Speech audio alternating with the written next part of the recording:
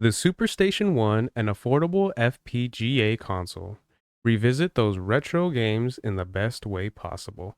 So I seen this article and I kind of tripped out for a second because I haven't heard anything about this at all, as far as like anyone else talking about it or even any other gaming articles. I don't think anyone's actually mentioned this at all. So seeing this here, I thought it was pretty cool and I figured it was something we can go into and discuss just because, like I stated, no one's mentioned this at all, so I thought this was awesome. As well as the fact that anytime a retro gaming system like this does come out, I think it's pretty cool. Now, as far as Sony goes and PlayStation, PlayStation 1 is actually the only console I do not have with PlayStation in regards to their numeric consoles. So I don't have PlayStation 1, which is unfortunate because I've thought about getting one, and but I just haven't really had the opportunity to. I have a PS2, I have a PS3, I have a PS4, and then I have a PS5.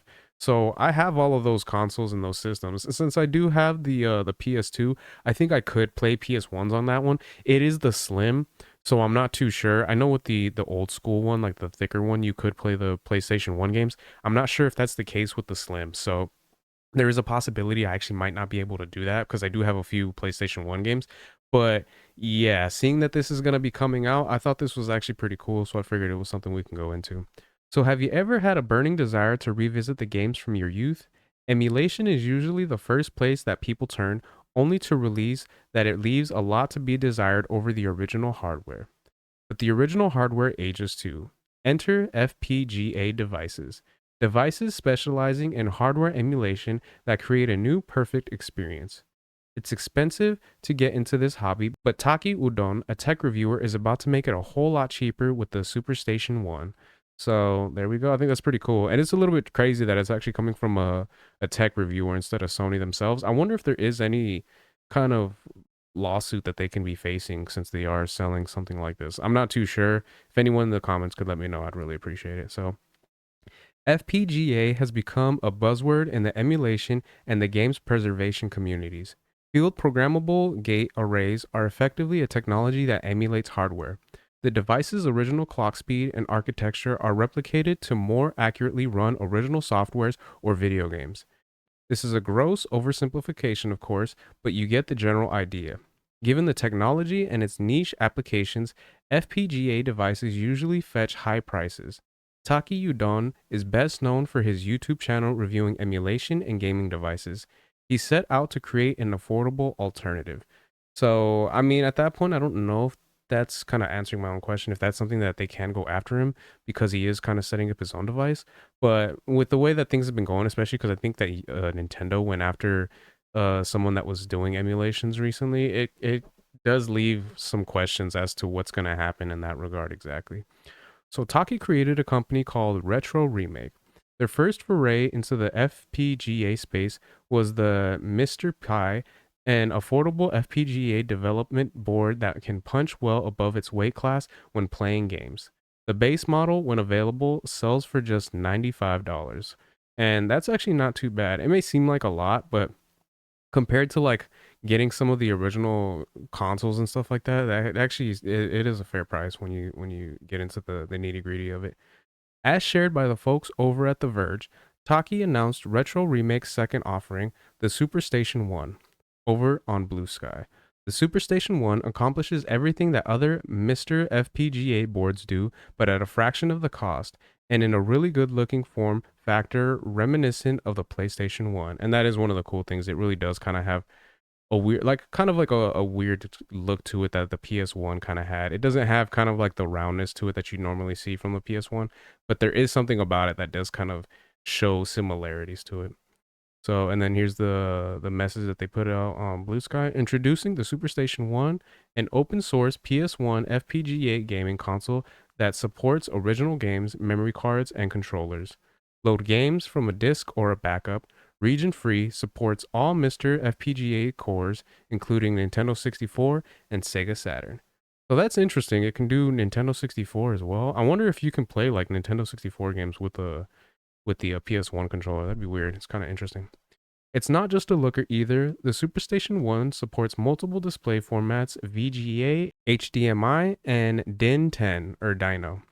It also supports a blend of modern and retro 10 ports and will work with your original PlayStation 1 controllers.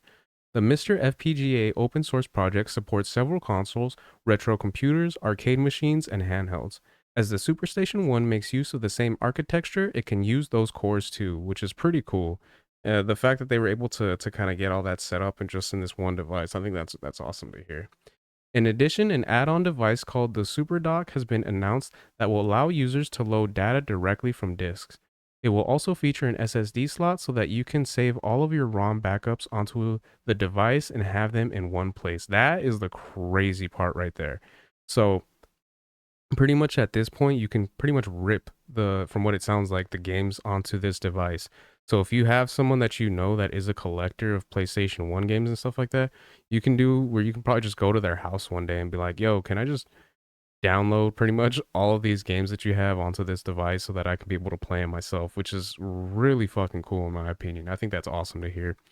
The SuperStation One is a stylish, affordable alternative to its competitors. It will set you back $225, which is a pretty hefty amount. If you choose to pre-order now, you can get one for $179.99, so $180.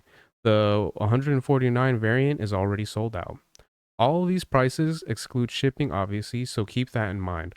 According to the Retro Remake website, orders are expected to ship in Q3 of 2025, but may ship earlier. So it's pretty much a little bit kind of not towards the end, but kind of through the middle of 2000 of this month. I mean of this year. So that's pretty cool, man. And then as far as the price goes and everything like that, 225, that is a good amount that you're gonna have to be paying for. But in the end, if you are someone that really enjoys old school games and everything like that, I feel like one, that'll be really worth it, and two, it'll be a lot cheaper than going after like a lot of the older consoles and everything like that. So being able to get it at that price, I feel like isn't too bad, as well as the fact that it really, I feel like it depends on how many people decide to buy, as well as how long they actually plan on manufacturing these things. If they decide they're gonna keep going with it, like kind of, well, I don't necessarily say forever, but they don't plan on actually stop manufacturing them anytime soon. I feel like really be worth it.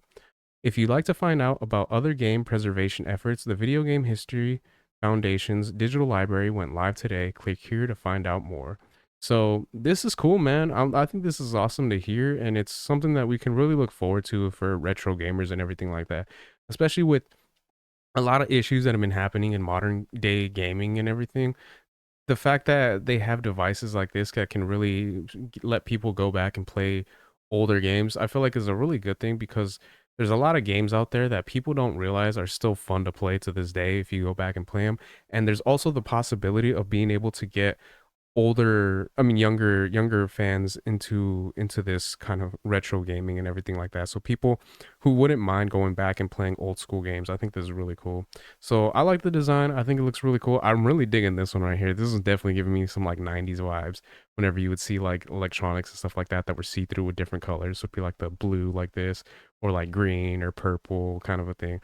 So this is awesome. I think this is really cool, and this is something I think that hopefully we'll be able to see more of in the future.